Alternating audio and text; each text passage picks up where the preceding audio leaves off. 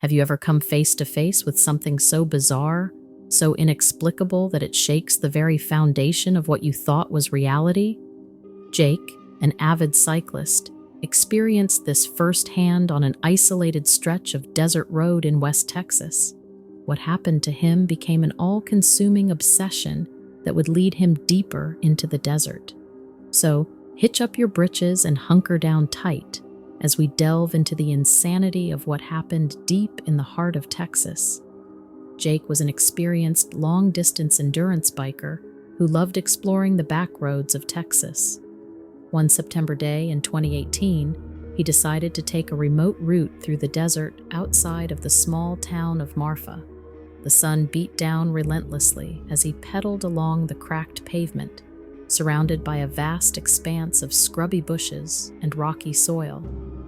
After riding for a couple of hours under the baking sun, Jake stopped to take a drink from his water bottle. As he scanned the shimmering desert horizon, something caught his eye, a peculiar swaying movement in the distance. Squinting, he could make out what appeared to be an unusual upright figure lurching across the desert floor. It seemed to sway unnaturally back and forth as it moved. Curiosity piqued. Jake mounted his bike again and cautiously pedaled towards the strange sight. As he drew closer, a feeling of dread began to wash over him. The figure was incredibly tall, maybe over 7 feet in height, with an elongated body covered in greenish-gray scales. Its movements were slow and robotic, unlike anything living he had ever seen. Jake couldn't believe his eyes. He had heard rumors and folk stories of reptilian humanoid sightings in this region from the Native American tribes, but he had always dismissed them as nonsense as soon as he heard them. Yet here one seemed to be, stoically wandering across the desert, right in front of his eyes. He slowly dismounted his bike, keeping a white-knuckle grip on the handlebars. The scaly creature hadn't appeared to notice him yet. Jake watched in shock and amazement as its thick tail swayed behind it, and 2 curved horns protruded from its skull. Its mouth opened and closed methodically, revealing rows of jagged, pointed teeth. Suddenly, the reptilian being fixed its large, unblinking yellow eyes directly on Jake. Its reptilian pupils narrowed to slits as it opened its gaping mouth, emitting a low, hissing sound. Jake didn't dare move a muscle, fearing the slightest provocation could set off this beast. Sweat poured down his face as his body temperature rose from sheer terror. His heart pounded in his ears. Ever so slowly, the reptilian creature started lumbering towards Jake with its heavy, thunderous steps that shook the ground and kicked up small clouds of dust. Its thick, muscular tail swayed behind it as its clawed hands clenched and unclenched by its sides. Jake's mind raced. Should he turn and run, try to fight back, or just freeze and play dead? He tried to control his ragged breathing, not wanting to startle the creature into attacking. As it approached to within 30 feet, Jake could make out even more disturbing details about its insane appearance. Bony spikes protruded menacingly from its shoulders and along its arched, powerful spine. Its dark green and gray scales reflected iridescently in the harsh desert sunlight. Steam seemed to rise from its nostrils as it exhaled with a wheezing growl. The creature paused again, cocking its reptilian head to scrutinize him, as if evaluating whether this human posed a threat. Jake was too terrified to move even an inch. His body trembled uncontrollably. Jake watched as the nightmarish entity's form gradually receded and disappeared into the shimmering desert haze like some sort of mirage. He wasn't sure if what he had just witnessed had actually happened, or if he was suffering heat delusions. When it was finally out of sight, Jake rushed to his bike with shaking hands, looking over his shoulder constantly. He pedaled away from that stretch of remote desert road as fast as his legs could manage, refusing to look back for too long. His skin tingled with the eerie feeling that the creature could still somehow be watching him, stalking him through the rocky terrain. All he could think was, what in God's name was that unholy thing? Where could it have possibly come from? The way it had moved, those sounds, those dead, soulless eyes. It made him shake just thinking about it. After miles of frantic pedaling, Jake finally reached the small desert town of Van Horn, Texas. He coasted into a rundown diner, his face pale and body drenched in a cold sweat.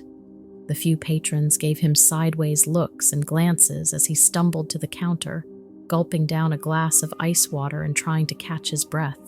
His wild eyes and haunted expression must have made him look utterly crazy. "You okay there, son?" asked the waitress behind the counter, eyeing him with a concerned look. "You look like you've just seen a dang ghost or something." Jake opened his mouth, but at first, no words came out.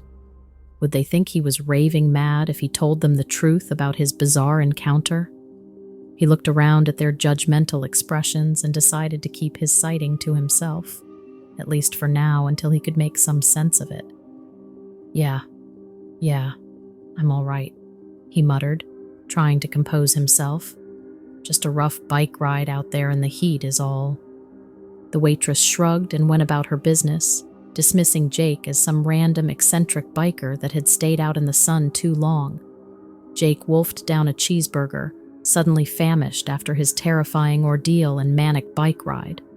But as he ate, his gaze kept drifting to the window, half expecting to see that giant, scaly creature suddenly appear lumbering over the horizon. He paid his check as quickly as possible and got back on his bike, sticking to the busier highway headed back to Marfa this time. The haunting encounter in the desert had completely taken over his mind. Over the next few days, Jake spent hours trying to figure out anything he could find about reptilian humanoid sightings in that region of West Texas. While he found some random stories from alleged witnesses of similar giant lizard creatures, most of the tales seemed rooted in native folklore. The more Jake read and tried to apply rational explanations, the more confused and disturbed he became. Desperate for answers, Jake reached out to a local naturalist group to see if they had any insights. To his surprise, the group's director responded saying she was quite familiar with the legends of reptilian cryptids roaming that part of the desert. While she didn't have any proof, she said the native tribes had passed down tales for generations about lizard people inhabiting the land long before humans ever settled it. She theorized that if such creatures did exist, they were likely a species that had lain dormant underground for millions of years, possibly re-emerging in modern times due to climate change or human encroachment on their natural habitats. But these were just theories. No hard scientific evidence had ever been found of their existence. Jake hung on her every word, his mind reeling.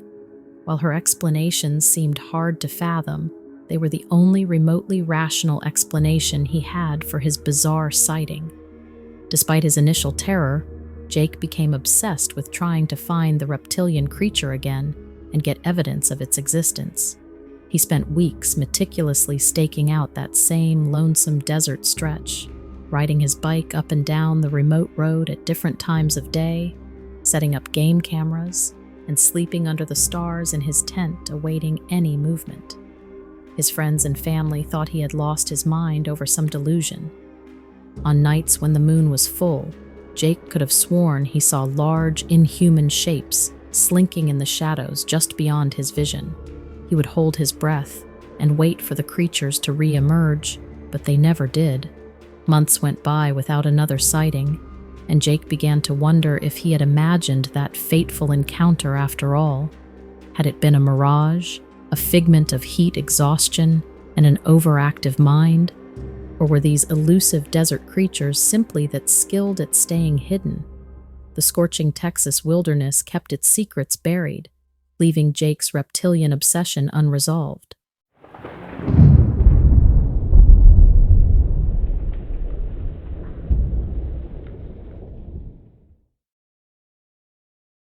Galveston was always a place of tranquility for me, a sort of refuge from the daily hustle and bustle of Houston.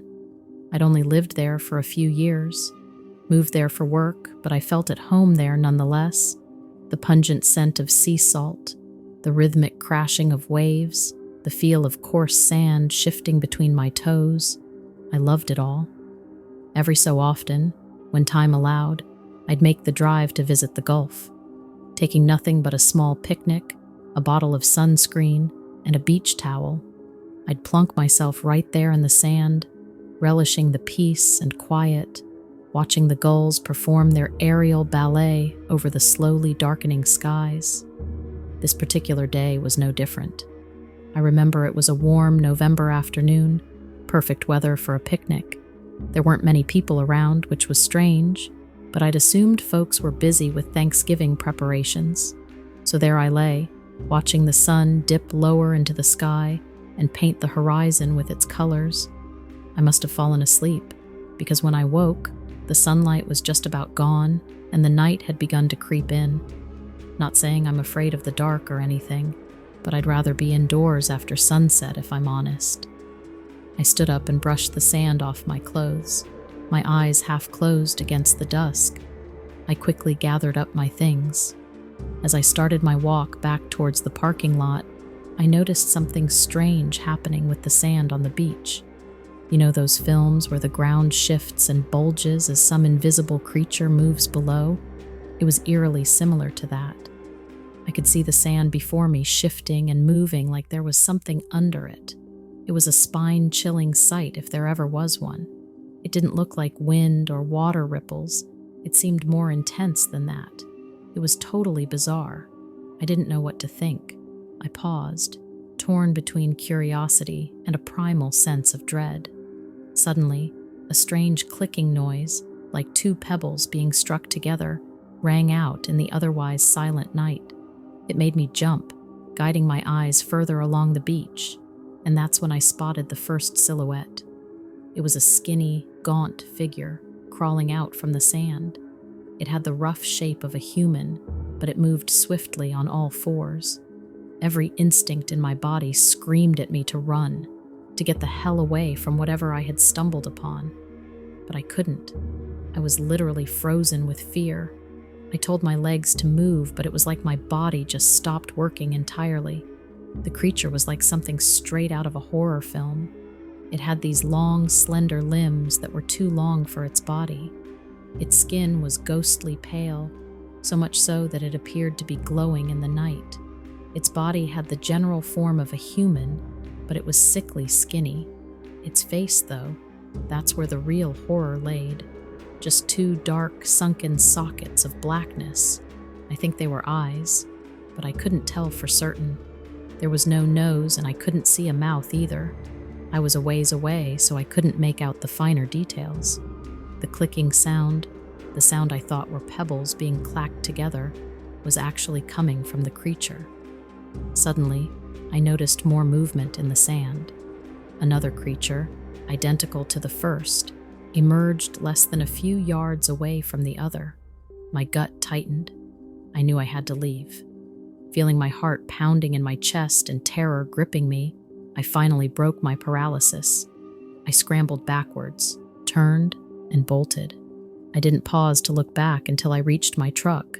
Jumping inside and locking the doors, I was gasping for breath. I was so shaken.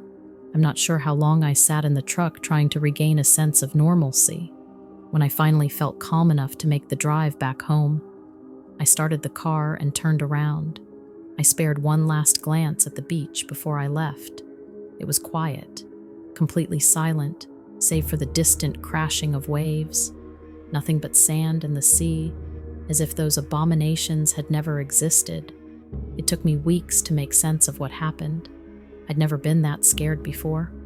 Even now, years later, I can still recall how they looked, how they moved, and that strange, eerie, clicking noise.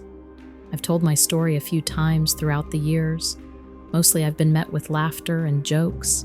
Most people think I'm just after another scary story, but I know what I saw that day. Those things are real, and from the sound of it, they're all over the States. I've heard of them before. They come out of Appalachia. They're an earth-dwelling species, mostly found in caves. But from some of the things I've heard recently, they're expanding their territories and finding new places to hide out. I'd never heard of them coming up from the sand before. Who knows? Maybe they have a cave or something down there where they live. The only thing I do know is that I'm not about to go back to that beach in Galveston in these days. I keep my adventures in the daylight. I haven't had any problems since.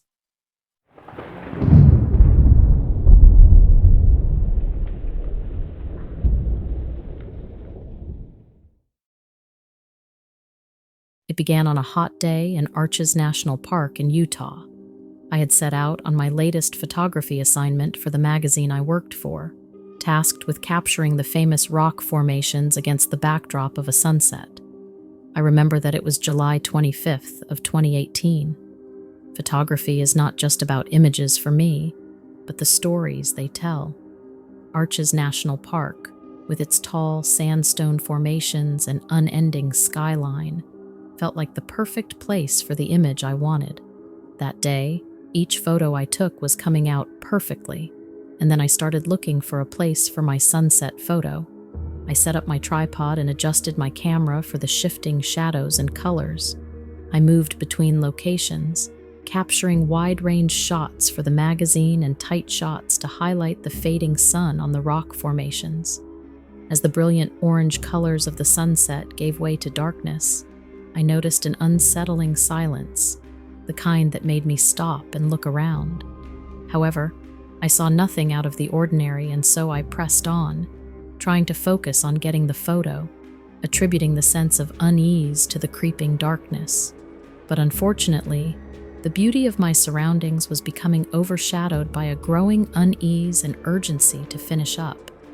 Now I could hardly make out the outlines of the arches from where I stood, and the once vibrant red rocks were now silhouettes against the darkening sky. Just as I was wrapping up, I heard a sound, a low rumble that echoed hauntingly from the darkness. My heart raced, sensing danger. With my hands trembling, I scanned the horizon with my headlamp, desperately trying to make sense of what I was sensing and hearing. The beam of my light eventually landed on a reflection of two yellow dots illuminated in the distance. From what I could make out, there was an elongated silhouette standing upright behind them, broad-shouldered and hunched. There was a putrid smell in the air now, too, dank and revolting. It hit my nostrils and lingered unpleasantly. I strained my ears to make out any more sounds, and amidst the eerie silence, there came another growl, a deep, rumbling snarl, more aggressive and terrifying this time. I now realized the gravity of the situation. There I was in the fading twilight, alone and facing something unnatural. The shifting shadows and stone silhouettes seemed to play tricks on my eyes, yet on a nearby ridge, I noticed something that drew my attention, something different from the rest of the scenery. Peering through the viewfinder, my eyes drifted to a dark spot against the dark sky. A silhouette stood out against the dusky backdrop. It was tall, on its hind legs, resembling a large canine. I couldn't believe it. Was I really seeing what I thought I was? A cryptid from the stories of my youth? As my trembling finger pressed the camera shutter, the creature standing atop the ridge became visible in its full, terrifying glory on the screen. It stood there, observing me, 8 feet tall at least, with powerful thighs and muscular arms ending in elongated paws with long claws. Its fur had uneven patches, giving it a wild and mysterious look. As I focused, I saw a scarred snout, coarse facial hair, and a hint of a snarl. The silence broke with a howl that echoed in the valley. It sounded like a distress call and a stark warning all at once. Despite every instinct telling me to flee, I remained rooted, watching the creature through my viewfinder. I knew that I needed to document this. I took continuous shots as the creature paced the ridge nervously, its glowing eyes never losing sight of me. Suddenly, in an explosion of energy, it was gone, leaving nothing but echoes of that frightful howl in its wake. The moment passed, and I was left gasping, my heart racing. With trembling hands, I packed my gear, and the ride back was a blur. For the next few days, I couldn't help but revisit the events in a loop, trying to convince myself I wasn't losing my mind. The putrid smell of decay and something sour from the encounter clung to me. It was the hardest part of it to forget. Never a believer of the cryptid folklore, that encounter turned me into one. It made me question what I thought was real and what wasn't. It pushed me into a corner I never knew existed. Maybe we dismiss these stories as adults, as a way to cope with the unknown. But here I am, sharing an experience that many might find hard to believe. Yet I lived those moments, witnessed something that most people haven't. Sometimes, reality and myth are two halves of the same coin, and dismissing one robs the other of its complete understanding.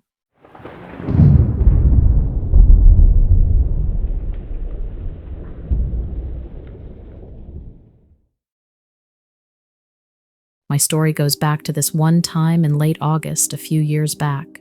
My buddies and I had planned a camping vacation in the Rocky Mountains.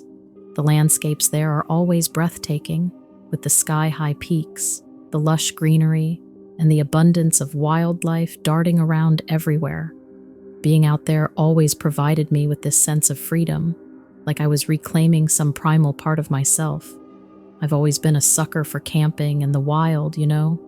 I loved the sweet solitude, the feeling of being dwarfed by nature, and the way the woods could make city life seem so trivial. All 5 of us were nature enthusiasts. The first few days were a hoot. We'd set up our camp near a flowing creek among some sparse trees. The mountains rose up in the distance. It was perfect. The terrifying incident I'm about to share happened 4 nights into the trip. We were chilling around the campfire, making plans for the hike we had arranged for the next day, when we heard something. This was different to any of the usual wildlife species in the area. It was a scream, not a human one, but not entirely animalistic either. There was something out there, no doubt. But what was it? We pulled our jackets closer, huddling around the fire, trying to laugh it off, but we were all scared. It sounded almost like a dying elk, frantic and desperate. I don't know how else to describe it, other than wrong. It was just wrong. An uneasy silence had replaced our laughter. It was too dark to leave camp and investigate. The Rockies aren't a place to mess around with. We decided to turn in for the night and check things out in the morning. That was the safest option. I don't think any of us slept at all inside our tents.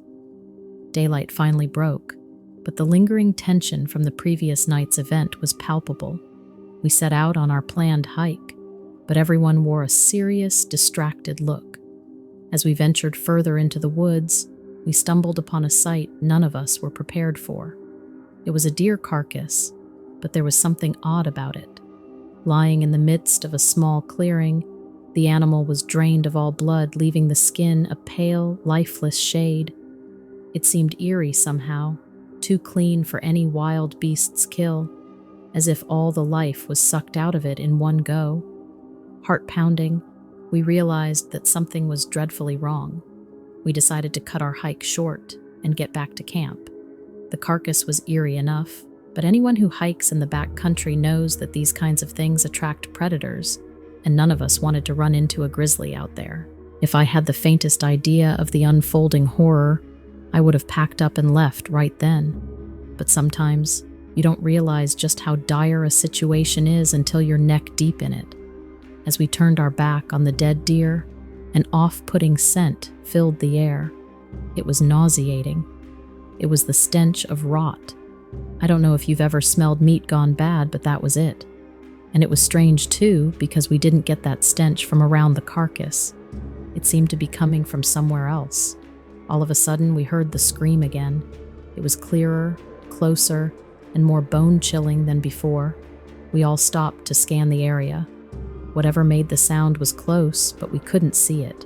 Each passing minute seemed like an hour as we stood rooted on the spot.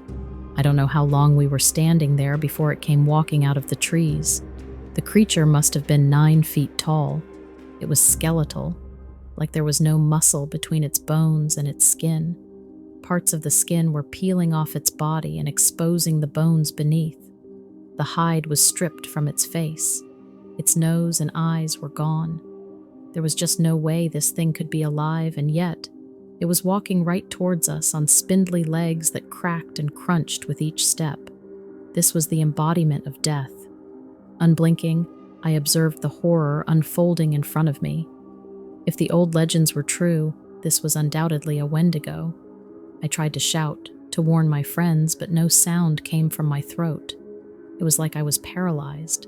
I don't know exactly what happened to break the standoff, but we all went running back to our camp. The monster was still there, just watching.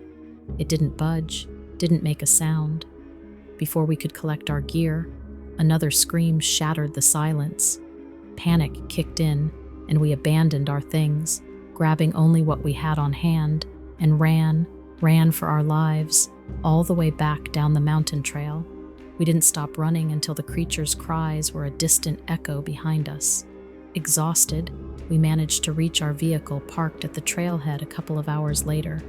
Without wasting a moment, we loaded up and sped off, wanting nothing more than to put as much distance as possible between us and the creature. To this day, I can still relive the fear and panic, the feeling of being hunted. The mountains, beautiful and deadly, will never look the same to me. You don't come out of something like this the same. So if anyone out there is thinking about camping in the Rockies, I'd advise you to steer clear of the darker parts of the woods. The wilderness out there houses secrets too old and terrifying to put into words.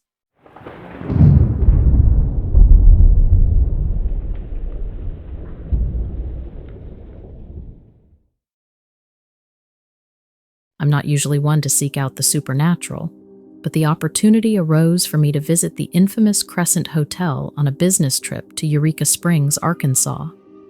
The rumors around the supposedly haunted hotel intrigued me, so I decided to schedule a guided ghost tour.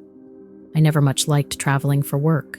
Being alone in a strange city always left me searching for things to do in my downtime. The alternative is sitting alone in a cheap hotel, flipping through the local cable channels. The Crescent Hotel was a grand old building. I remember pulling into its driveway on a crisp, chilly evening. It looked a little like an old castle against its surroundings. It had this sort of looming asylum look to it. My anticipation was climbing. If nothing else, this tour would at least entertain me for the evening. I embarked on my journey along with a handful of other curious tourists in front of the lobby. Our tour guide was a tall, slender, middle-aged woman. I don't mean any disrespect, but she had exactly the kind of look you'd imagine someone who gives ghostly tours to have. She was dressed in a button-up blouse and a long skirt that reached the floor. She began with a brief history of the hotel. It was originally built in 1886 as a hotel that catered to the rich and famous people of the time. That didn't last long, and it soon became a college. That didn't last long either, and it went back to being a hotel. Everything was fine and dandy until the notorious Norman G. Baker decided to turn the hotel into a hospital. He was a piece of work. He claimed to be a doctor, despite having zero medical training, and told desperate patients that he could cure cancer. He couldn't, of course, but that didn't stop him from taking people's money. I remember being angry when I heard the story about Baker. He had left people terminally ill and penniless. Often their families would pay for these treatments and none of them would work. The patients died anyway. We went into the basement and I felt the air around me change. The light was low, leaving most of the space in darkness. A feeling of dread washed over me. I can't explain it. It was like a crushing feeling, like the air in that basement was squeezing me from all sides. It was overwhelming, but I chose to ignore the feeling and follow the rest of the tourists along our path.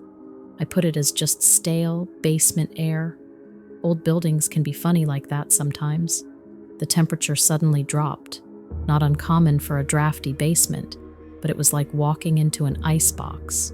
Only some areas were affected while others were completely normal. I asked our guide about it. She smirked and said old buildings do strange things sometimes. And that was that. We were following our guide down a narrow hallway. Most of the doors to the rooms were closed, but there was one that was slightly ajar. I was bringing up the rear of the group and decided to take a peek inside. I was just curious what was in there. That was all. I was just going to push the door open to get a better look, and then I would catch up with the rest of the group in no time. At least, that's what I told myself.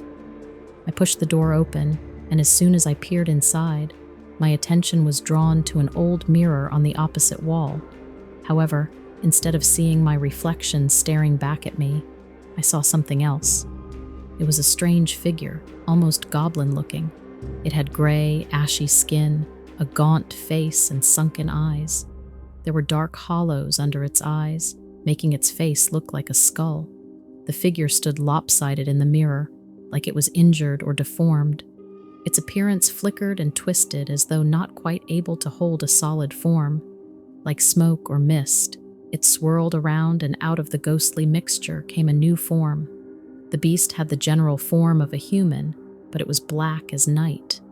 Veins ran beneath its skin that glowed a fiery red, like there was lava running through them. The eyes were yellow and looked almost reptilian. I remember its pupils were slits. They weren't round like human eyes. The mist swirled around it, and I was fairly certain I could see horns on its head. There also looked to be long hair around its neck, chest, and torso. I couldn't make out any facial features besides the eyes. It was too dark. I'm not going to lie. I took one look at that thing and booked it. I know it was only an image in a mirror, and who knows, maybe my eyes were just playing tricks on me, but I wasn't about to stick around and wait for that thing to come out of the mirror and do God knows what. I didn't rejoin the rest of the group. Instead, I ran all the way up the stairs and into the lobby. I told the woman at the front desk that I wasn't feeling well, and I left. I was in a daze for the rest of the evening. To this day, I'm still trying to convince myself that the demon creature I saw in the mirror was just my overactive imagination, or maybe some sort of optical illusion. Maybe the workers at the hotel decided to play a trick on the tourists. That's what I like to tell myself anyway. I think deep down, though, there was something else in that hotel. I'm not sure if it is a demon or a ghost. Considering the history of the place, it could be either.